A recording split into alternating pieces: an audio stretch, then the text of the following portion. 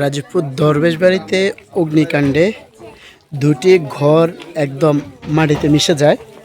দুটি ঘরের মধ্যে 4টি পরিবার থাকে এবং সমাজের মধ্যে একদমই নিম্নবিত্ত পরিবার। অধিকাংশ মানুষের ধারণা হচ্ছে ইলেকট্রিক শর্টের কারণে এক ঘরে আগুন লাগার সূত্রপাত। বারোগা ইউনিয়ন পরিষদের চেয়ারম্যান অধ্যক্ষ মাওলানা সৈয়দ আহমেদ ঘটনাস্থলে এসে পরিদর্শন করছেন। আপনারা সেই পুড়ে যাওয়া ঘরের ধ্বংসস্তূপগুলো দেখতে পাচ্ছেন। যারা সমাজের প্রভাবশালী আছেন, আপনাদের এই রমজান মাসে আপনাদের যে জাকাত ফান্ড আছে, ওই জাকাত থেকে কিছু কিছু অংশ যদি এই 4 পরিবারকে যদি আপনারা দান করেন, তাহলে তারা আবার পুনরায় মাথা গোজার মতো একটা জায়গা পাবে তাদের।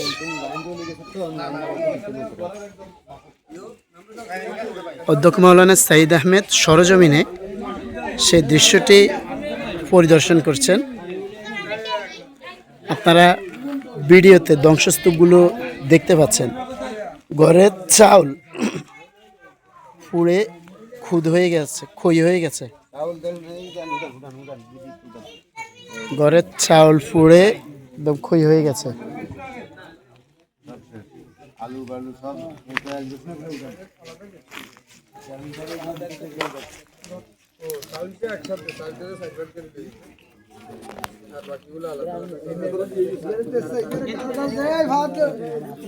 ক্ষতিগ্রস্ত পরিবারকে অধ্যক্ষ মাওলানা সৈয়দ আহমেদ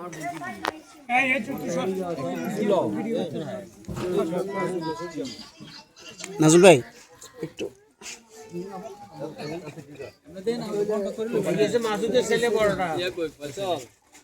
भैया